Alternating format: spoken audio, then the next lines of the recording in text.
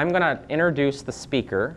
Pamela Boyce is a colleague of mine, but even more important than that, and that's pretty important, but even more important than that, she's a former MSU personal finance instructor for over 15 years, working with college students regarding personal finance.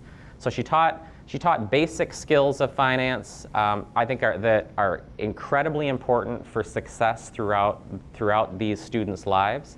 And she came to me with a great idea, and that was to pass along the wisdom and insight from her students through all those years, pass those along to high school students who are just entering their college years, and make sure that the pitfalls and the mistakes that they all talked about are at least passed down to a generation before mistakes are made. So with that, I'm very proud to have Pam Boyce. She is going to be a fantastic speaker. The slides are wonderful, and I'm very much looking forward to learning about the pitfalls of the college years. So here you go, Pam. Okay. Thank you very much. Thank you. Thank you. As Jason mentioned, I was a teacher at Michigan State, and I don't want you to think tonight that I'm going to be teaching to you. I'm going to be sharing with you tonight what students told me through different assignments that we had in my classroom that they fed back to me about financial aspects in their life. The really important day for the seniors was the very last day of class. We kind of built it up and called it Senior Day.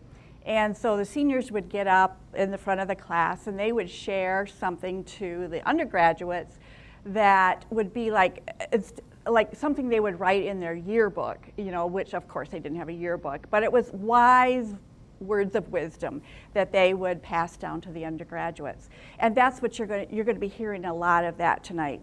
There's not going to be any names or anything. I don't want any lawyers after me. These are the themes of what they told me, but some of these are very direct quotes from things that they did write down in different assignments. So we're going to be taking a look at, like Jason said, the pitfalls, the temptations, what's going to get in our way of the last part, which is our financial success. And along the way, we're going to learn some tools or some behaviors, some actions that we can do to make it work. But first, we're going to talk about the cost of college. And I know some of you know this really well, that you know what the cost of college is going to be. You'll note up here that it is the 2017-18 costs, and I've got the college names hidden here, but the tuition varies from almost $9,000 to $46,000. These are state and private colleges in Michigan State, in the state of Michigan. So you can see the numbers here, very clear. Think where you're thinking, let's say where your school is or where you want to go to school. Where do you think it falls here? Think of state, think of private, think of where it would fall. And then I will unmask and we'll find out what schools are which. Can you think of what would be the very top? What would be the $9,000 tuition? Any feedback? Community college. Oh, okay. Okay, good guess. What about this one down here, the $46,000? Very good, very good. There we go. Kalamazoo College has $46,000 in tuition. Northern Michigan has the $9,000 tuition. But we're not just looking at tuition. For beginning years in four-year colleges, many times you're required to live on campus at least for the first year. Many people like to stay for the second and third year. Normally seniors are off campus by that time. So you have your room and board, which is your housing and your meals that are included with that. And so there's a total on the other side. So we go all the way up to $18,000 to $56,000. So you can see that there is a reason why it's important that we are here tonight, that you know about what the cost of college are. You're not just going and picking up a few tips here and there. You're going for a reason. You're going at a very high cost. And so that's why it's very important that we take a look at you not making your mistakes early. Because if you could talk to any retiree or person who has been through, their children have been through college, they will say that your college years are really important years to start accumulating money and making good money, having good money behavior. And so that's why we want to take a look at this. Okay. So we're going to talk about five tonight. Five tonight. And we're going to start out with credit cards, and then we're going to go all the way to student loans. These are the two top ones, but rather than just go bang, bang, and then not listen to the last three, I've got three in the middle. And so credit cards are a really big part of college, because at least the last time I was at East Lansing, if you go to the bookstore and buy something and you put the books in the plastic bag, there are credit card offers that go in that bag, because people over the age of 18 can get their credit card even if they don't have an income or have a job. So let's take a look at what can go wrong when that happens. What goes wrong when 18-year-olds have a credit card or have access to a credit card? And I'm going to tell you a really good story about a good student. Let's call her EJ. And EJ was a very independent young woman. She did very well in school. She got good grades. She was very frugal. She didn't have a credit card. She didn't want that evil around her. She didn't want the temptation around her. And so graduation day was very exciting for her. She had a job at Sparrow Hospital. She was a nurse. She was going to be a neonatal nurse, which was exactly what she wanted to be. And she was just jubilant. She was very happy. And so she was going to go out and get her new car. She wanted a car. And it didn't have to necessarily be a new car. But she went out to get a car. She went by herself.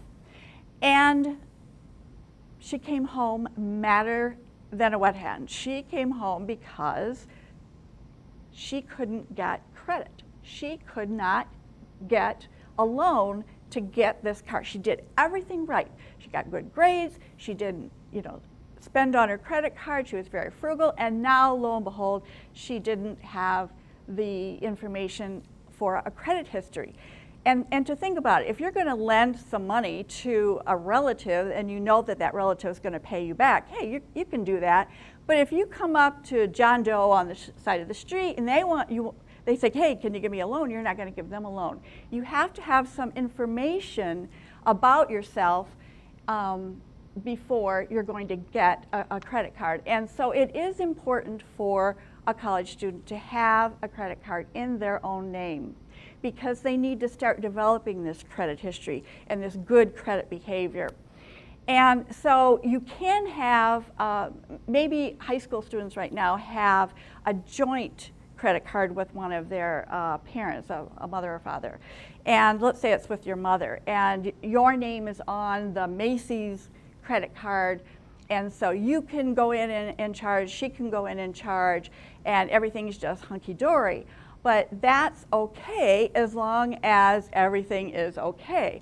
But let's say the mother becomes ill, she loses her job or whatnot, she can't pay her credit cards.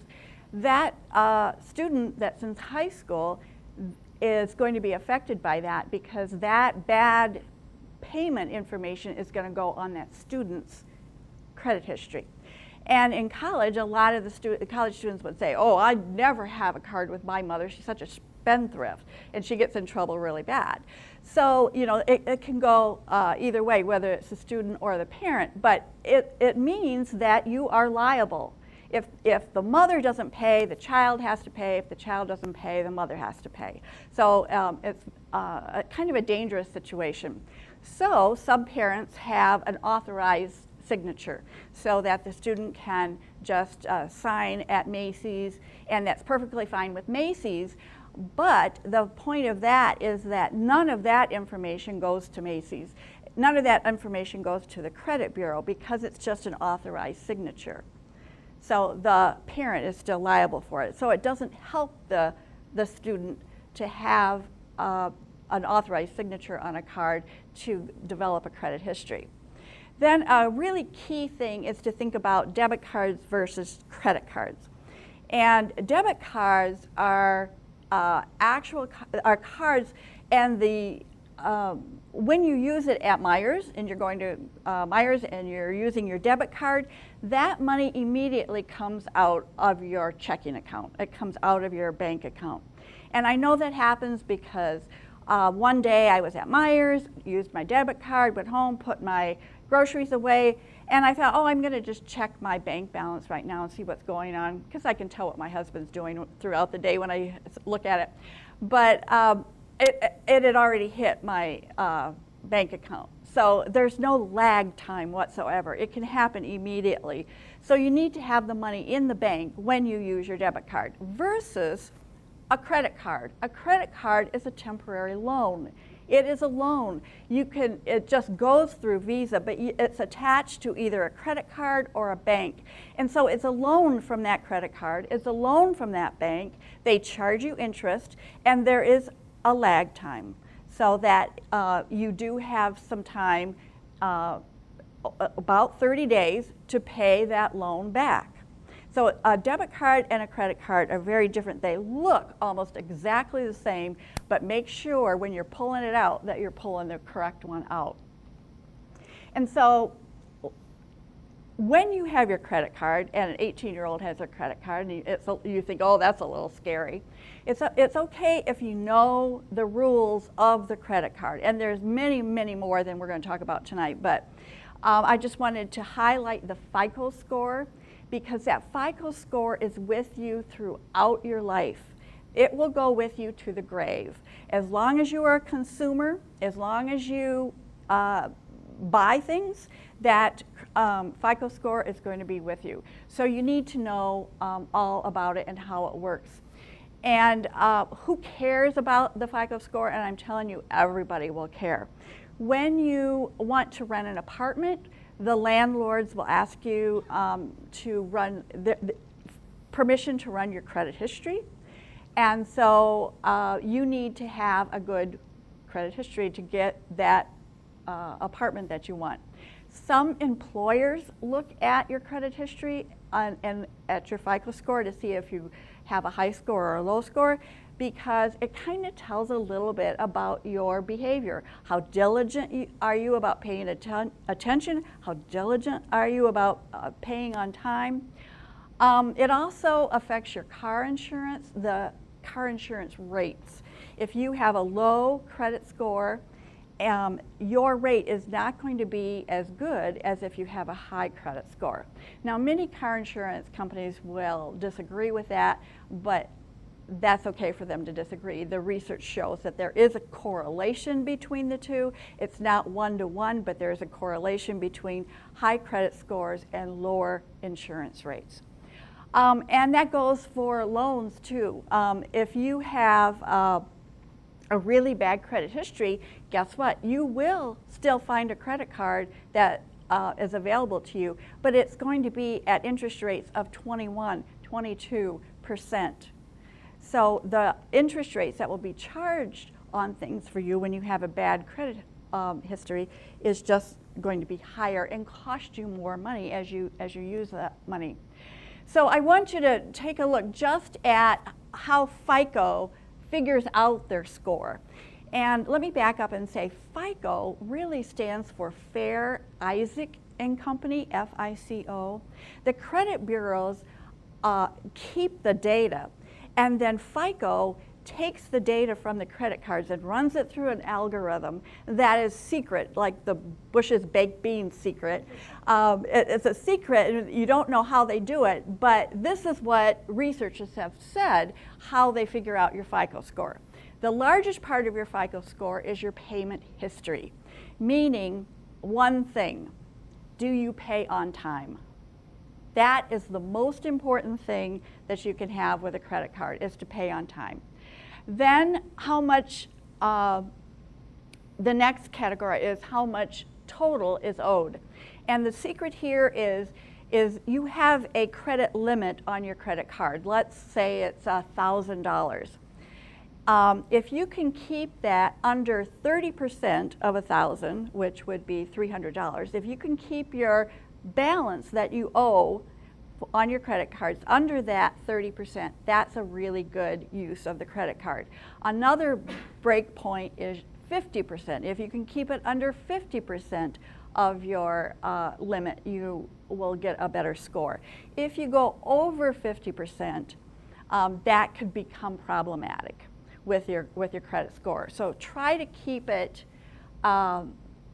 in the 50 or the 30%. Now what happens is if you get up to 50%, what many students found out is you just call the company and you say, can I increase my credit limit, and they will do that. So then immediately then your percentage goes down and your credit score will go up because you got a higher credit limit. How crazy. Okay, then how long have you had your credit? How long is your credit card history? So obviously if you're 18, that's a really good time to get started and keep it throughout your life. What kinds of new credit are you taking on? Are you going down the mall and opening at Abercrombie & Fitch? Are you opening at Forever 21? Are you opening all these cards? That's a bad thing. That will lower your credit card score. And then the types of credit. Are you using it appropriately? Are you using a credit card to buy clothes and not buy a car or a boat or a jet ski or anything like that? So there are certain ways you can get loans. Credit card is not the way that you pay. You should be paying your taxes or your home mortgage or a car, whatever. So this becomes really important. But the number one thing is that you pay on time. Okay. So what the students say, we'll start over here. Never pay interest on an item that lasts longer than the memory of that. And a lot of people like that idea, because let's think back to last Thursday, and let's say you went out for dinner. I mean, can you think of what you had for dinner last Thursday? And to think that you could have put that on a credit card and it earned interest, it can become a real problem. But experiences, the students told me, are worth it. Going to Chicago for that long weekend with our friends was really a lot of fun, and yes, it was worth every penny of it. There was an article in the Wall Street Journal just this week about a financial planner saying those exact things, is that when he went on vacation with his wife, he had all of the logical head reasons why they shouldn't go on this vacation and kayak and have a really good time. And it was costing them $250 to rent the kayaks, and then they had the rooms and the food and all that. And he just didn't think they should do it. But once he had the experience, once he was there, he goes, it's worth every penny of it. So there are appropriate times that you can use credit, but keeping the credit rules in mind. Then the students say, don't buy dumb things. And I think, what is a dumb thing? How do you define dumb? And they said, well, number one is that if I'm in the dorm, or they don't call them dorms anymore, they're residence halls. If you're in the residence hall and you have a meal plan, and your friends go, oh, let's go out to Qdoba. Let's go out and have dinner tonight. Let's skip the dorm food. I'm tired of the dorm food anyway. So you've already paid for one meal. You go out and you buy Qdoba and you pay for the second meal, and the worst thing you could do is to charge it. So you would pay for 2 meals plus interest on 1 meal that you probably won't remember in 2 days anyway. So that's what they call dumb things. So think about what you're going to put on that charge card. They also say, and this is for the older students, is never take your credit card to the bar. Use cash. And you can imagine why that is, the reason is for that. But what you're going to find is that if you order at the bar, they will say, do you want to run a tab? And you say yes. They don't just run a tab, they take your credit card. They take your credit card. And they keep it because they know that if you don't sign that night when you leave, you're going to come back the next day and sign, or they're going to be able to find you. So you can start buying, you can get happy and start buying drinks for your friends, and it can really add up, and you really will regret it more than just the next morning to have those bills come to you. And then they also said there was it was a cultural quotation, and I can't remember where it came from, but he said his family always said, never have more feet than blanket. And I didn't quite get it at the time, but basically this picture kind of shows that if you only have enough blanket to cover your knees, stop there. That's your protection. You don't have protection for anything over your knees. And basically don't spend more than what you have. And I thought that was really good.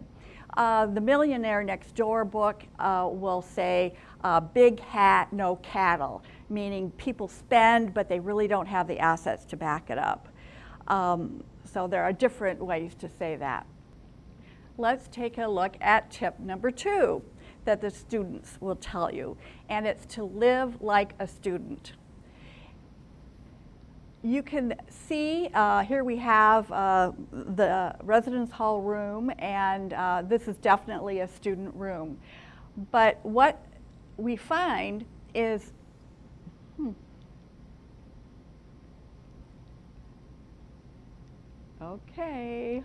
what we find is that some students do not live like students when they're a student. They live like a professional. They live either on their student loans, they live on their credit cards, or they live off the bank of mom and dad, and they live it up pretty good. They buy good clothes, they eat good food, even though they're on the meal plan.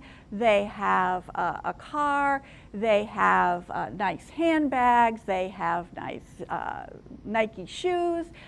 They live it up as they're a professional. And meaning that when you have a job, when you have an income. If you don't have a job and you don't have an income, you need to live within those means. You need to spend according to the income that you have. And if you don't have any income, you should think about what it is you're buying, what it is you're doing. And this isn't just for college kids, it's for adults too. If you live beyond your income, that's when you begin to get into some trouble. So one of the things they said is buy financially appropriate gifts. So this really happens at Christmas time. You're a freshman, you go home at Christmas, you want to have some gifts for your family, and you're kind of proud of yourself that you are independent, and you are independent. You're starting to be a lot more independent. And so you want to buy, something nice for your family and put it on your new credit card that you have with the $1,000 limit. And what they're saying is don't be tempted to do that. Buy financially appropriate gifts, meaning that instead of buying a Spartan blanket or a school blanket or a $50 hooded sweatshirt or something, you might buy a coffee cup and put some Christmas mint candies in it or something. Do something that you can actually afford, and it will be just as loved, and they'll be just as thankful for it.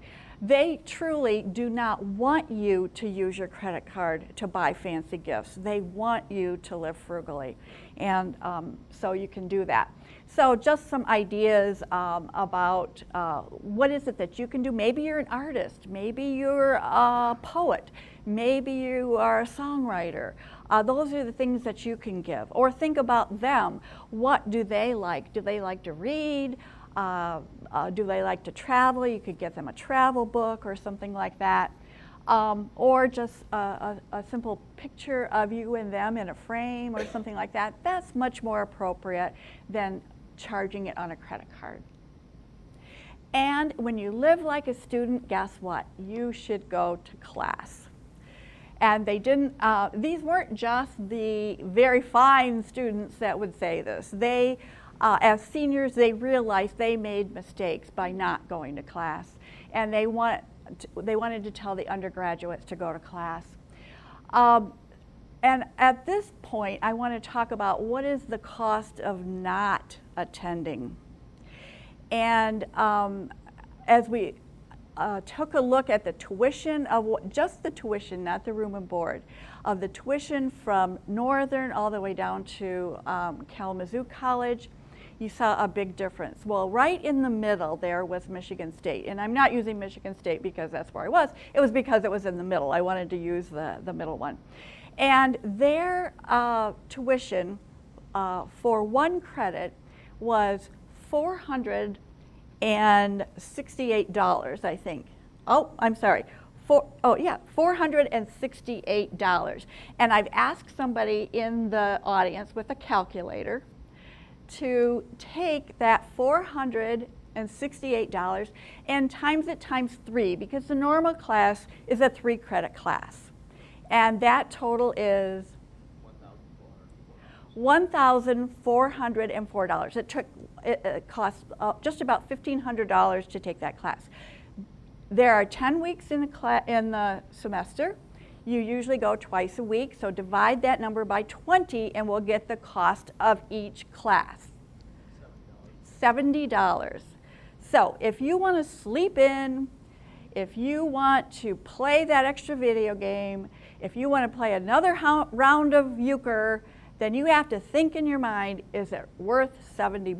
Because that's what you're throwing down the drain of either your money or your parents' money. Sorry, I did something. Well, we're getting ahead here. That's what you get into trouble with if you do not attend. Okay? So they say, go to class. But then somebody will come up to me and they'll say, I'm sorry, I have to miss on Thursday. I know you're having a guest speaker, but I've got a job and they scheduled me over the class. And I just think, okay, there seems to be a disconnect here. I'm going to school to get a really good paying job and not have to work in a minimum wage job the rest of my life. But I'm choosing to not go to class and I'm going to go to a minimum wage job instead. And so if you are going to have a job, and that's certainly something to think about,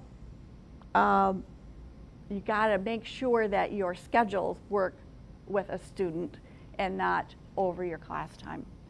Now, I actually had a student come to me and say, and just incensed, and it wasn't just one either, that I was having an exam on St. Patrick's Day. How sacrilegious is that? So there was another student with a disconnect. I'm going to college, I'm paying $70 a class for just this class, and doggone it, it's St. Patrick's Day and I don't want to come. Well, there's a disconnect. Okay, so tip number 3 is have a job. And I know a lot of freshman parents will disagree with me on this, but this is not from me. This is from the students. The students are saying have a job. And the reason they want you to have a job is because it gives you a nice resume builder. Even if it is just bussing dishes off the cafeteria floor, or a simple job of a receptionist in the residence residence hall or something like that. It shows that you have some initiative, that you're able to go to school and go to class at the same time. And it shows that you take action, that you can multitask. And the big thing here is that it gives you structure, because you've had structure all your life at home. Most of you have, I think, and you're not going to have it there. You're going to be in charge of your own schedule. And what a job does, it allows you to say, okay, this is my book time. This is the time I have to study. This is my work time. And this is when I go to class. It helps you structure your day so that you don't get lost in the euchre tournaments and the video games and whatnot.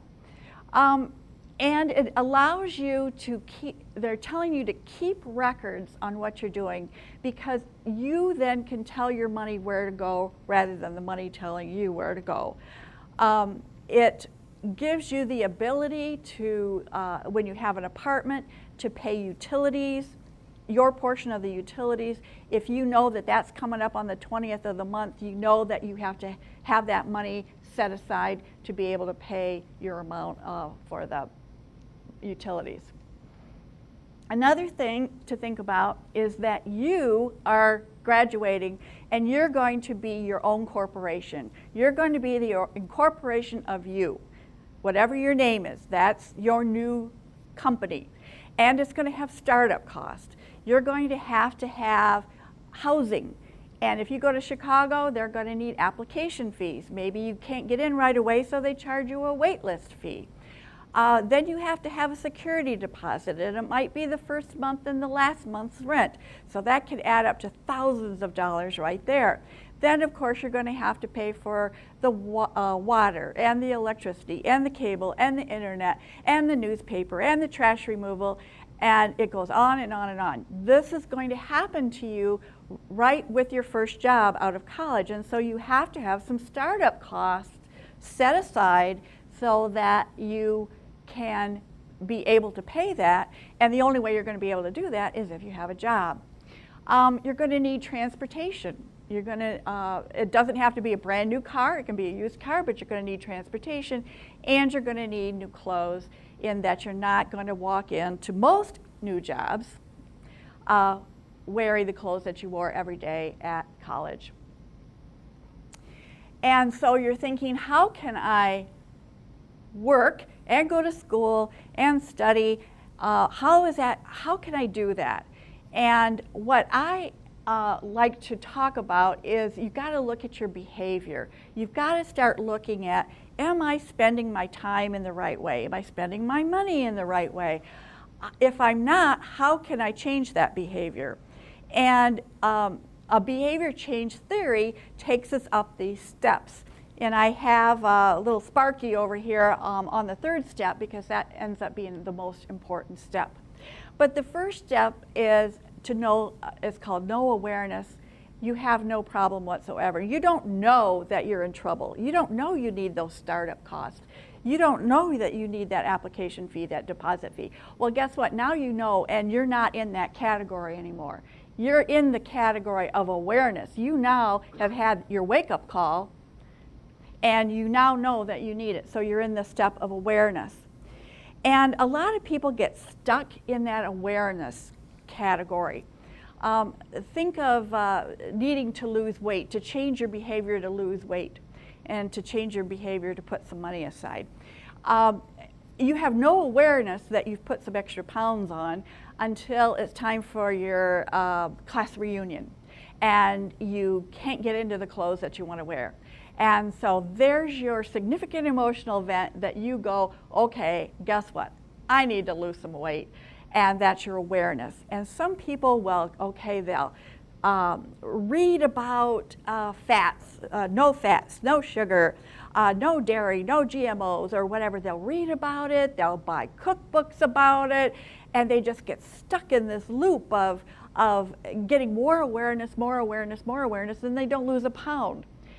And the reason is they don't prepare. The preparation stage is the most important stage if you're going to change your behavior. You have to prepare to win, to prepare to be successful.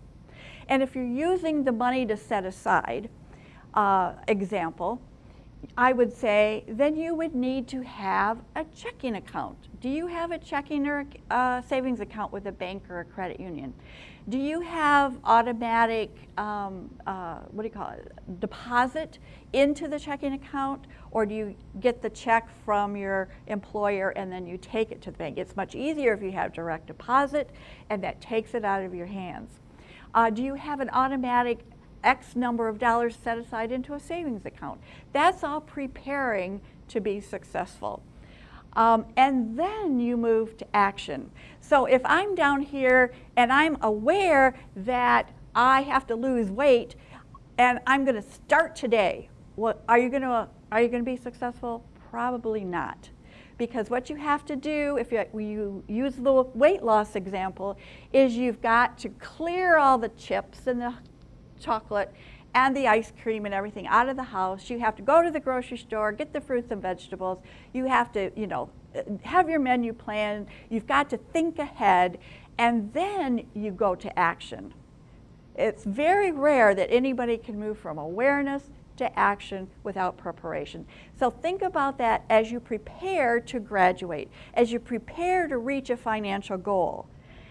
You have the goal in mind, but you can't jump from I want it to getting it. You've got to prepare for it. And that's why Sparky's on the step and he's sleeping a little bit. That's the longest time period in behavior change is the preparation. And then you just you monitor your account. Is it growing? Is it growing? Is it growing?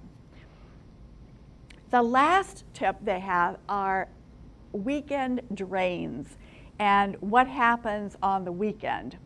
Well, we found that in class when we had an activity where they had to keep track of all of their expenses, it really opened their eyes to realize that I can be as frugal as I can be, and I think I'm frugal, and I can be very frugal Monday through Thursday noon, but after that I spend like a drunken sailor. And everything happens on the weekend. And so if you think back to the behavior change, awareness is, okay, I do most of my spending on the weekend, so I need to prepare for that. And one thing they said that takes a lot of money are relationships. If you have a relationship with somebody that is close to you, that's pretty good, but if you have a relationship with somebody who's in a different town, then you have, on the weekend, you might drive there, you have to have a car, you have to have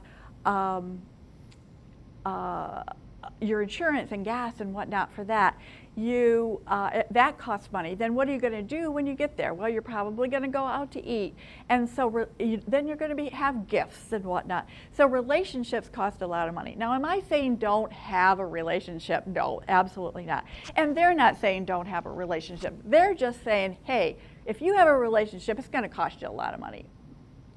And then they say that having a car will cost you a lot of money, because not only do you have the things I've already talked about, which is gas, insurance, and a parking pass to be able to park where you are at your school or at your apartment or whatnot, but guess what? You have parking tickets. Parking tickets are unavoidable, because when you have a parking pass, or a parking permit, it's basically a hunt. It's a parking hunt. You've got to find a place to park. And then you don't have the money, you get a parking ticket, and they add up and they add up. And in some schools, you can't register for the next semester until all your parking tickets are paid for. So it becomes a really big issue.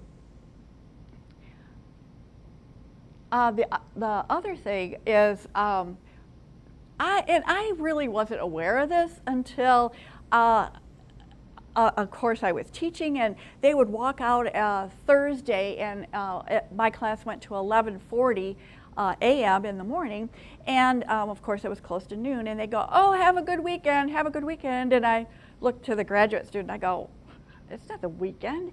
And she goes, oh yeah, it is. It starts at noon on Thursday, meaning that's where they let down. They go, okay, I've studied all week.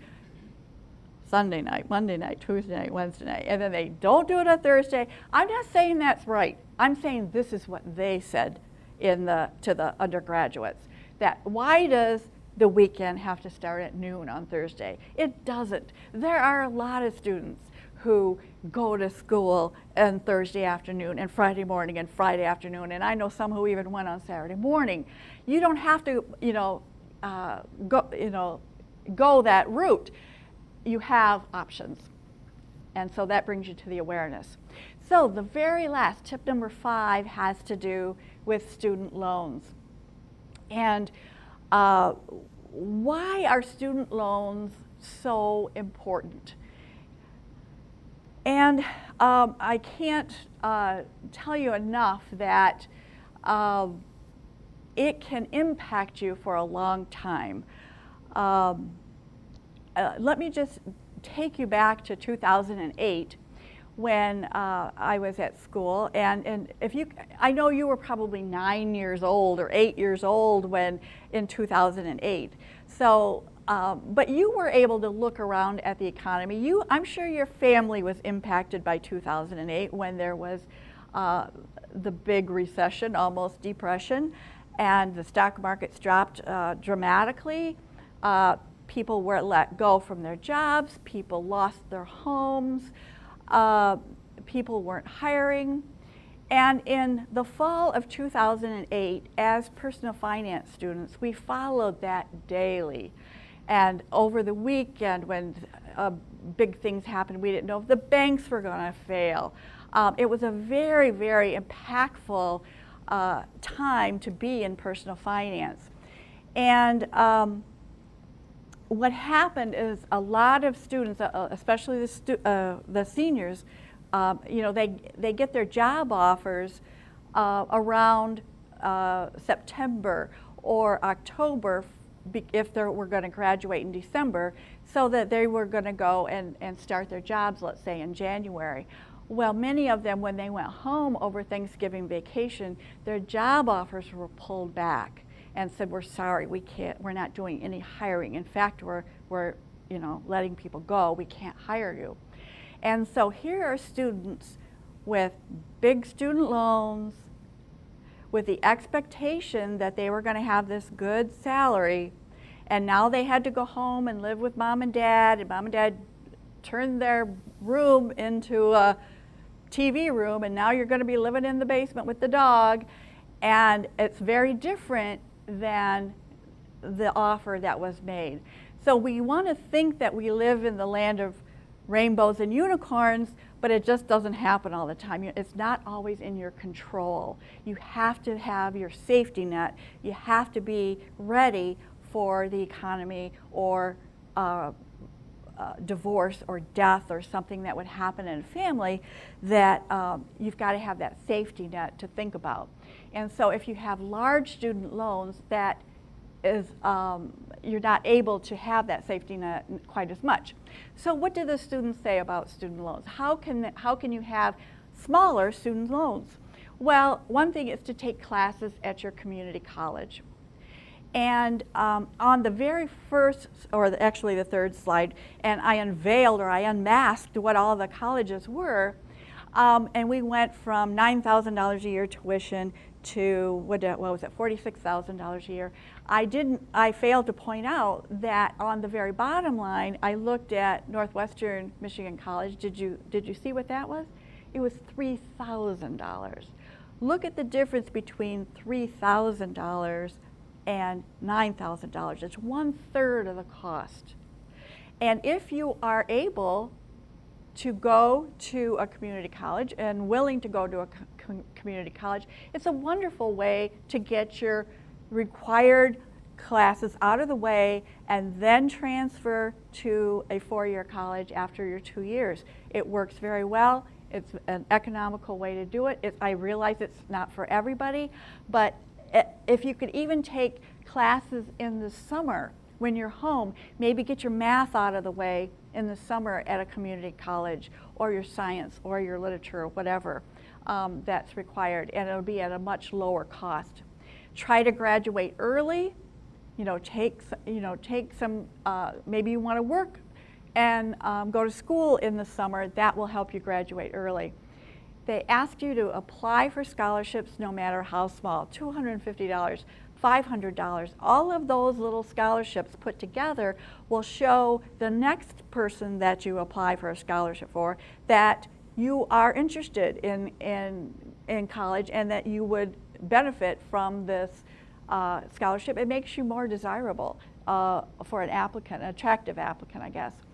And they say really important things is to monitor how much have you borrowed, because that is going to help you strategize on how to pay it back.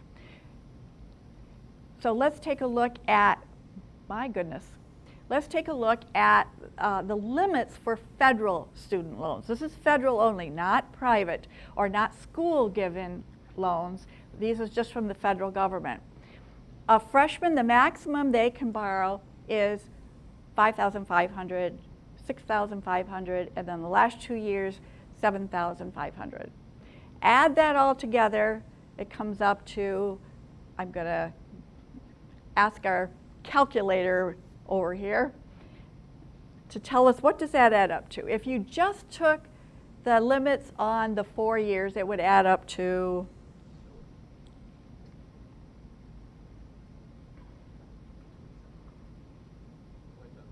$27,000.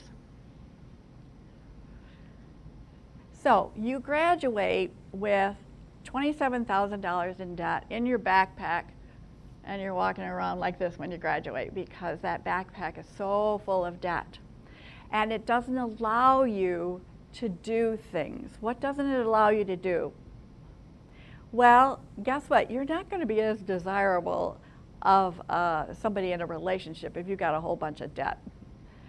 You're not going to get married right away if you have a lot of debt. If you're not married and you don't have children, then the schools don't have children to come to school and they start closing schools.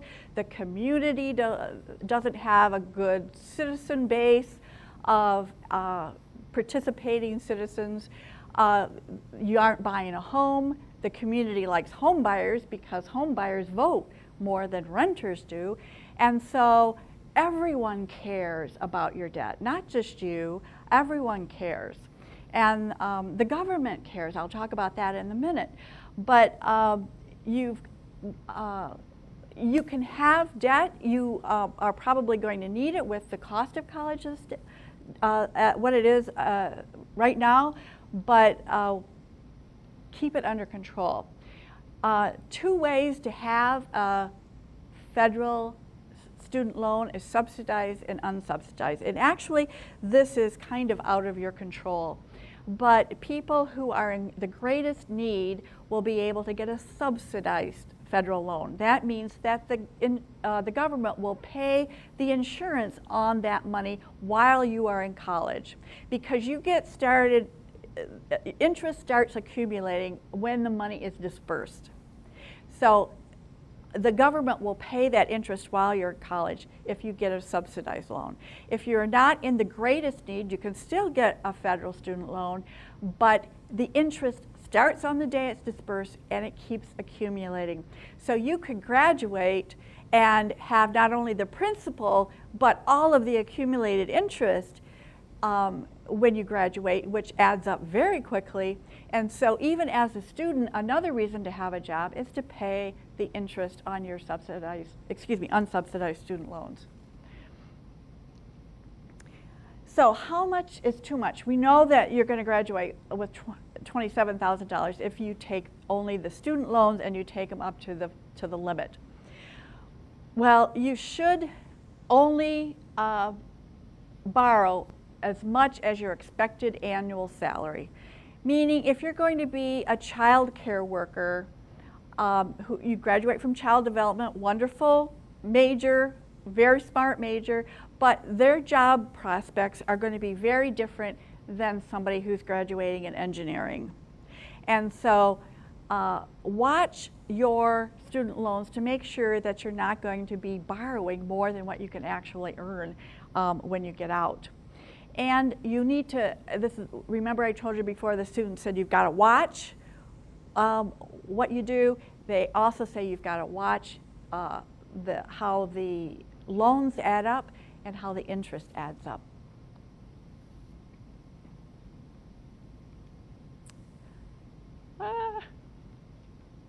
Okay. So, as we've taken a look at the 5 tips tonight, I think what you can see is that it's not so much the amount of money that you have or the amount of money that you earn, it's how much do you keep? How much can you keep? How much can you be ready for those startup costs for you incorporated? And it's the behavior that's more important than the income. In a credit history, the thing that was missing in that dial of things that were important, do you pay on time? What's the percentage you have in your credit utilization? How much do you have? There was no question about income. Income didn't matter.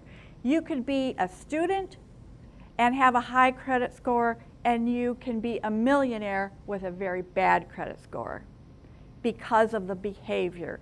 What do you do with your money? Do you pay on time? Do you save a portion of your money for your startup costs, for your goals, your early goals, your later goals? And know what you don't know. Basically, this comes down to rely on the people around you. Rely on your parents, rely on your grandparents, rely on your aunts and uncles. Ask them, what was the biggest financial mistake you made in college? If you don't want to talk from the negative, talk from the positive and say, if you could do it all over again and go to college, what would be the first thing you would do to be in a better financial situation? They want to talk to you about this. If you need to go in the professional scene of it, go to a fee-only financial planner when you get out, or your parents can go there if they're taking out student loans in your name, and talk about how they're going to be paid back. How much are you going to have to pay? What's the best way to do it? What interest rate are you going to pay? And I say, know that we want you to succeed. I think I started talking about that. Your parents want you to succeed. Your family wants you to succeed. Your community wants you to succeed. The government wants you to succeed because they give you these loans. They invest in you. They invest in you to go and to college to get more information, to possibly get that better job. And they also give you a break on the tuition that is paid for your college, and they give you a break on your taxes for the interest that you pay on your student loans. So there's a lot of people invested in you, and so you need to reach out to them. And the last point is to enjoy your life, to have a good time.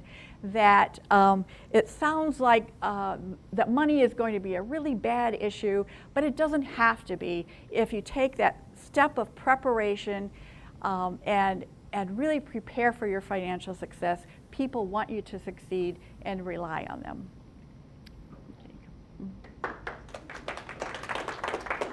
Thank you very much. That was wonderful. So I think it's pretty clear that, especially for the adults in the room, that we all wish we had had that presentation before we went to college. Pam, you did a wonderful job. Thank you very much. And thanks for all the high school students for coming. I think that's great that you came. I want to kind of go through a couple quick things here. We're going to skip this upcoming, the promo on this. I'm doing a program on Wednesday, May 17th. I hope that you can come and tell everybody about it. And lastly, I'm doing this as well. I want to make sure everybody understands that there's an organization within the Traverse Area District Library to help support some of the add-on wonderful things that the Friends of Traverse Area District Library does.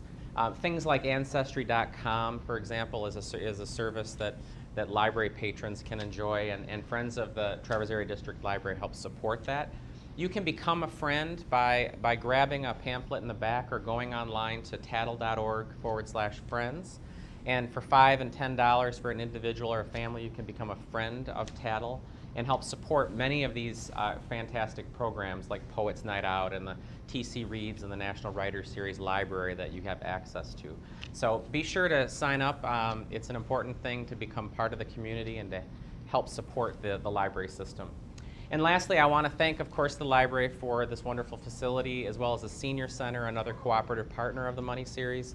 And lastly, Up North Media with Channel 189, being able to rebroadcast these programs for lots and lots of people to be able to educate themselves. So with that, we're going to turn this over.